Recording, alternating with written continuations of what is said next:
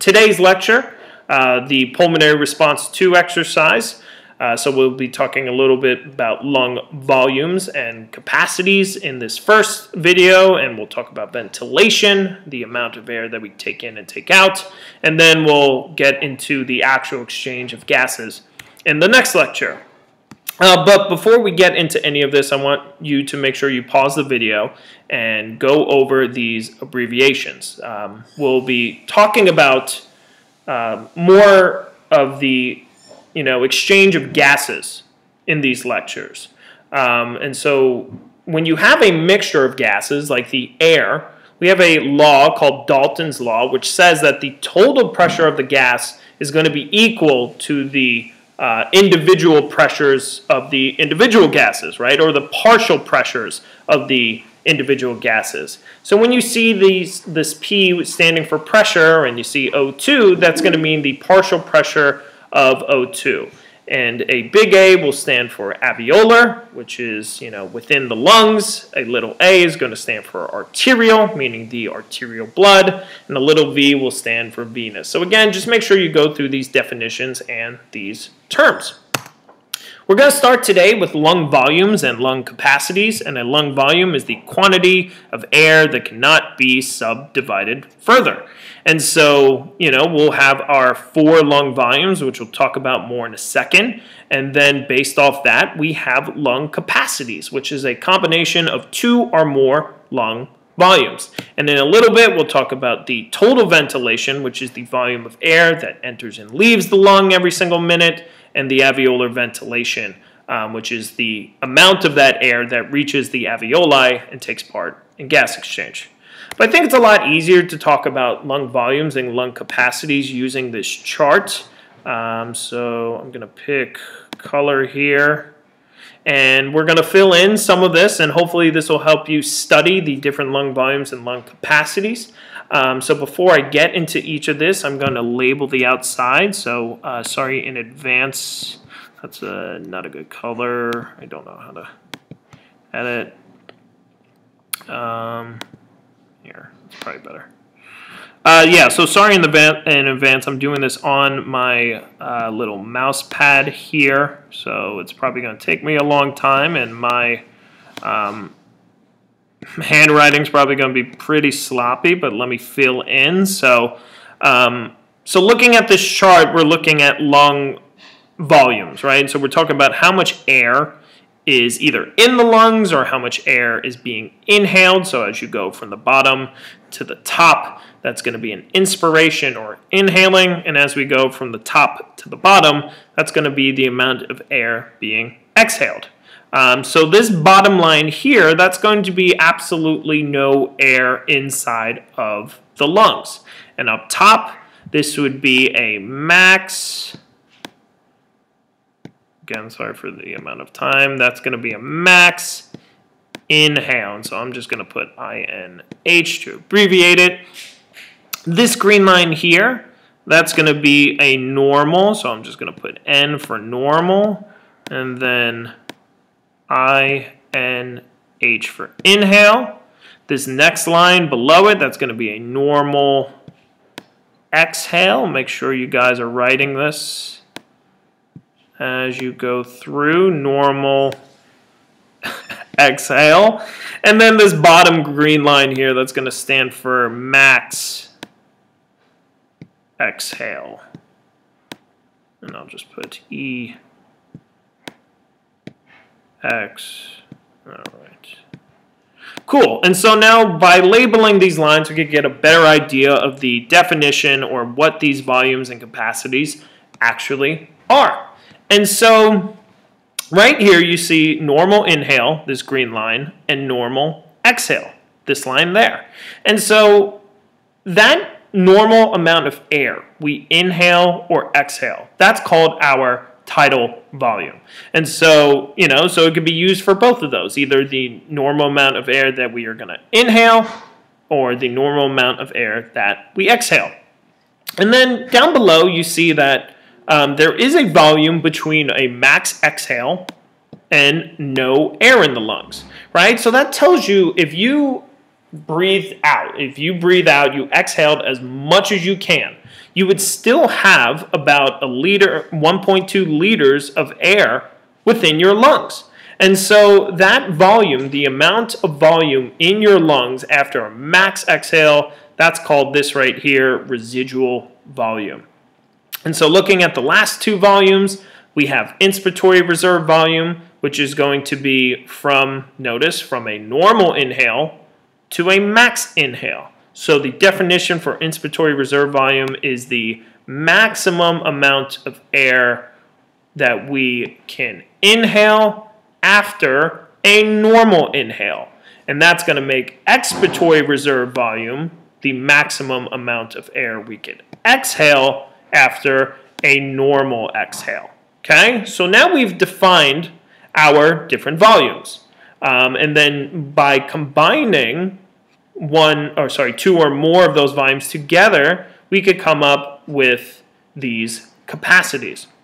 And so I'm going to try to help you define them here. Let's start all the way to the right because this is an easy one. Total lung capacity. And so that's going to go from completely no air to the lungs to max inhalation. So total lung capacity is going to be the volume of air in the lungs after a max inhalation. Total lung capacity is the volume of air in the lungs after a max inhalation. Vital capacity works two ways. And so notice we're going from max exhale to max inhale. So either vital capacity can be the maximum volume of air that we inhale, notice the direction, the maximum amount of air we can inhale after a maximum exhale, or it can be the maximum amount of air that we can exhale after a max inhale. So that definition for vital capacity, it works both ways. It's either the maximum amount of air you could inhale after a max exhale, or max you could exhale after a max inhale. And so inspiratory capacity, that's going to be a combination of tidal volume and inspiratory reserve volume, or the maximum amount of air going up that we can inhale after a normal exhale. And functional residual capacity, that's going to be from this line, normal exhale to no air in the lungs. And that's basically, the definition is the amount of air in the lungs after a normal exhale. So a lot of these are conditional, right? So you're looking at the amount of air exhaled after a normal inhale, or the amount of air inhaled after an exhale, right? So really, when you look at the definitions, you want to, look at what landmark are we referencing, right? A normal exhale, a normal inhale, and then that's going to help you combine, these volumes together in order to understand. But again, just go through these terms here, understand which volumes make up the capacity and the actual definitions for these terms. And so when we exercise, we know that VO2 goes up. And so we start at a VO2, total VO2 at around 0.3 liters per minute, and then work all the way up at VO2 max to 3.5 liters of oxygen per minute, right? And some athletes can go even higher than that. And we know a big reason that VO2 goes up is because that cardiac output's going to go up from 5 liters to 25 liters per minute at VO2 max. And then we know we have the hemoglobin, which carry the O2 throughout our blood.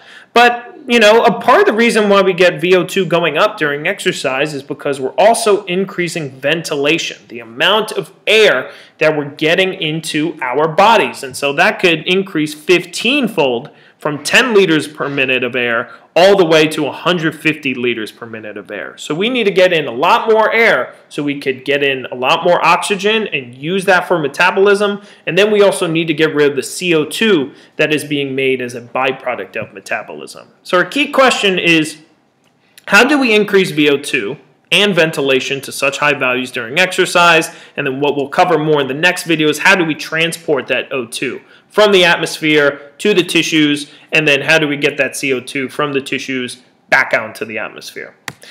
So to talk about all this, we have to talk about the lungs and how we get air in and out of the lungs.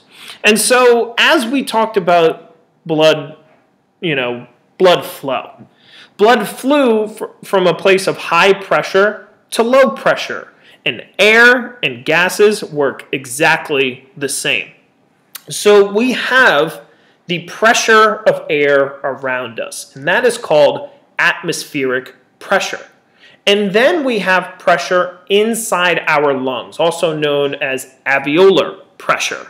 And so how we get air in and air out is by changing the relationship between inside of our lungs and the atmosphere. And since, us by ourselves, we can't change the pressure of the atmosphere is going to be the same depending on the altitude where we're at, we could change what's going on pressure-wise inside of our bodies. And so how does that work? How do we make pressure build up, or how do we decrease pressure inside of our lungs? And so that has to do with, again, the anatomy. And so here we see to the left-hand side, a figure that shows our lungs, right, by themselves. And then our lungs, of course, are covered by our rib cage and the skeletal muscles that help assist in ventilation. And so that major one that helps us assist with ventilation at rest is called the diaphragm. So again, during exercise, we can have other skeletal muscles that are working, the intercostals and scalenes and the other muscles that assist in inhaling and exhaling, but this major one at rest, that's going to be our diaphragm. If we zoom in a little bit closer, okay, we notice that we have these membranes. And the membrane that surrounds the lungs, that covers the lungs, that is called the visceral pleura. Okay, so this is our visceral pleura surrounding the lungs. And then the lungs are located within the chest wall. So that membrane that covers the rib cages and lines the chest wall, that's going to be the parietal pleura, right? And so what's lining the rib cage and what's lining the lungs, there's a space in between these two membranes. And that's called the pleura cavity, which has a pressure inside of it as well. But an important part of the pleural cavity is that it contains a sort of mucousy, viscousy liquid that sort of connects the two membranes. And so what happens is, as the respiratory muscles contract and expand the rib cage, the lungs are also going to expand. And then as the diaphragm relaxes and returns to this shape and, starts to go back to its dome-shaped position, that's going to decrease the volume of the lungs. So the rib cage and the lungs are going to move with one another. So as the volume expands in the chest cavity, so is the volume going to expand in the lungs. And so why am I talking about volume? It's because, well, the volume of the container, right, is going to have a certain pressure inside. And so this relationship between volume and pressure is how we're going to get air to come in and come out.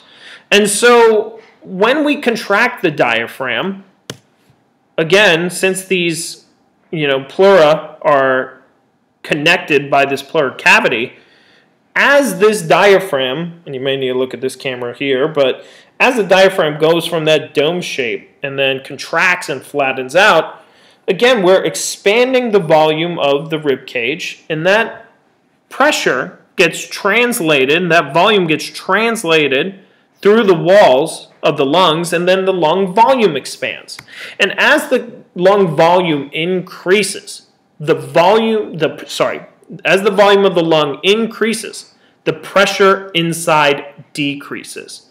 And as the lung volume decreases, the pressure inside increases. So that's how we get the pressures to change inside of the lungs. So the diaphragm controls most of that at rest. And as that diaphragm contracts, the intrapulmonary pressure, that pleural cavity space, decreases as a result of the expanding thoracic cavity. So we have a relationship here between the alveoli, right, where that gas exchange is taking place, the pressure there, and the pressure of the pleural space. And so as you see that no matter if we're inhaling or exhaling, the pressure of the pleural cavity is most of the time, as long as everything's going okay, that pressure inside the pleural cavity is going to always be less than the alveoli.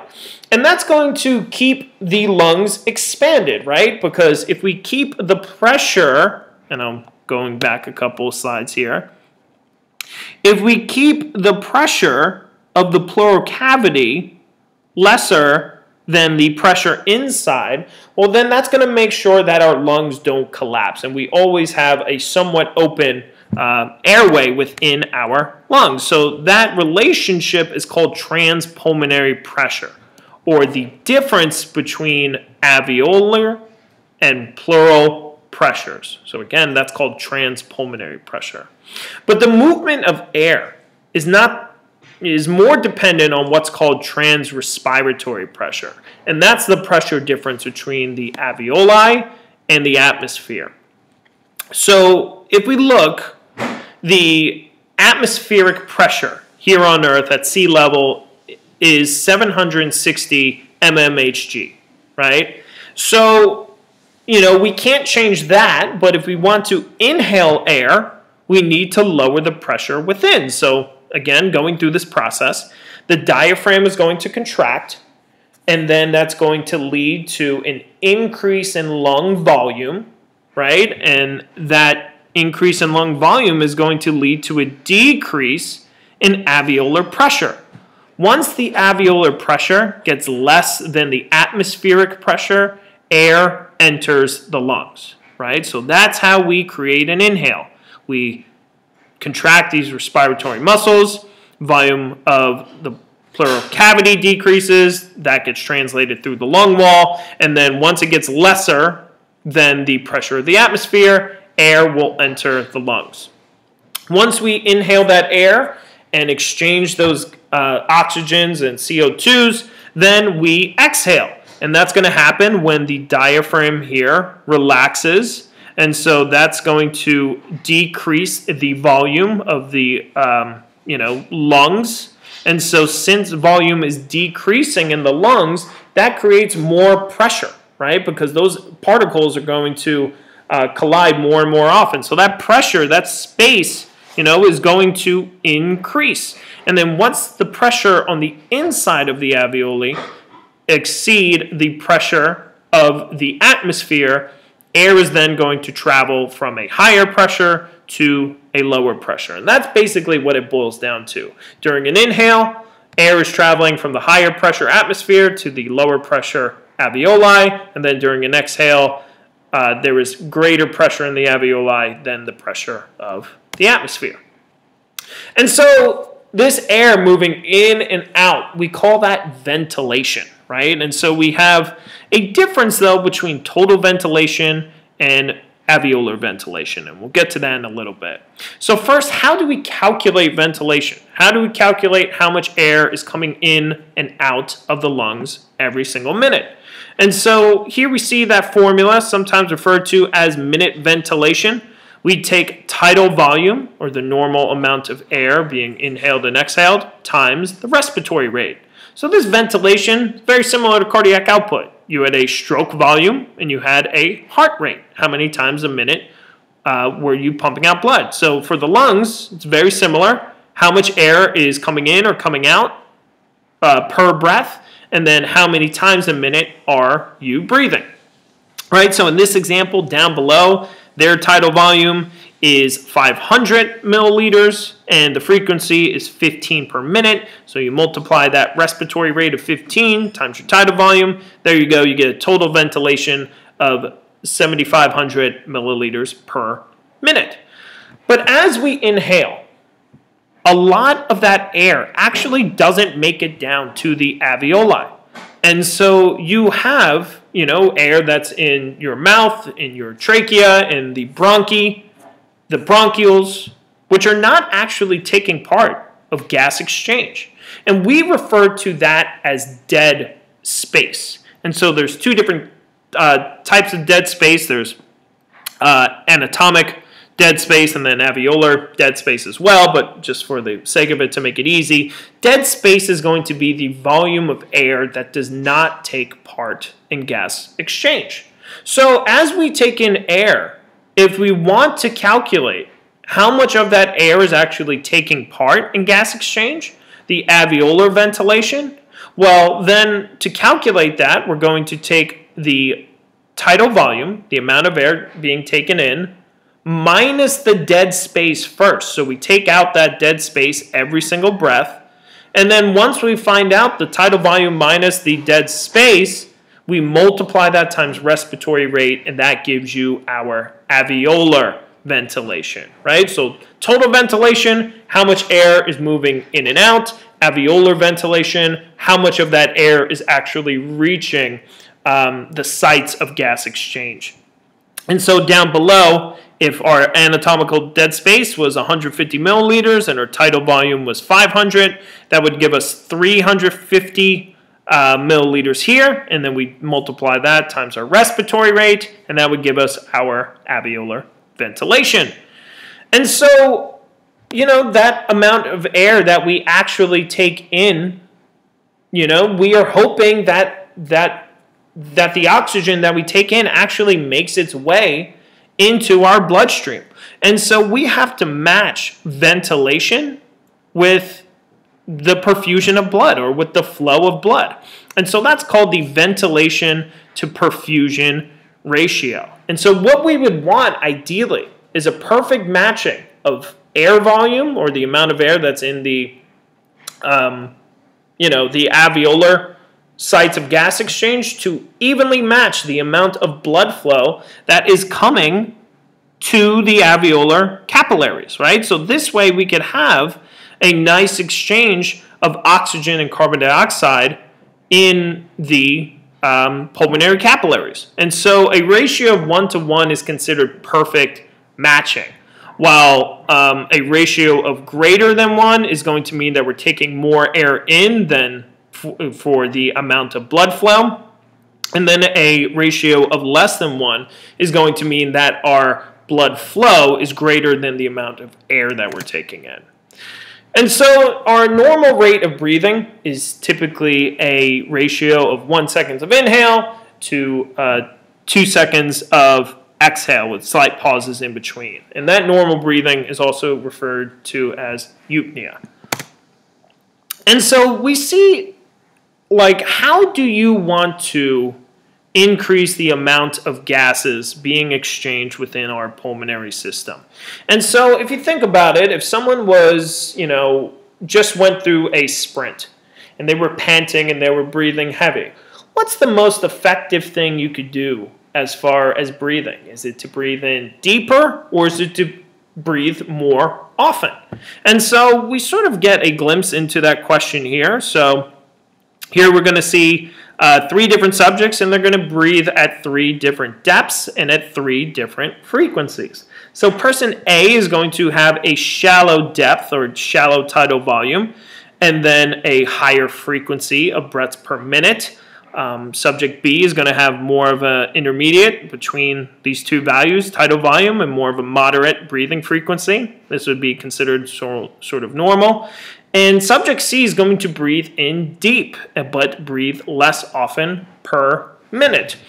If you look at the values chosen for this little thought experiment here, you could see that although the tidal volumes and the frequencies are different, the total minute ventilation all equals 6,000. So all of these subjects, all 3 of them, are moving the same amount of air per minute.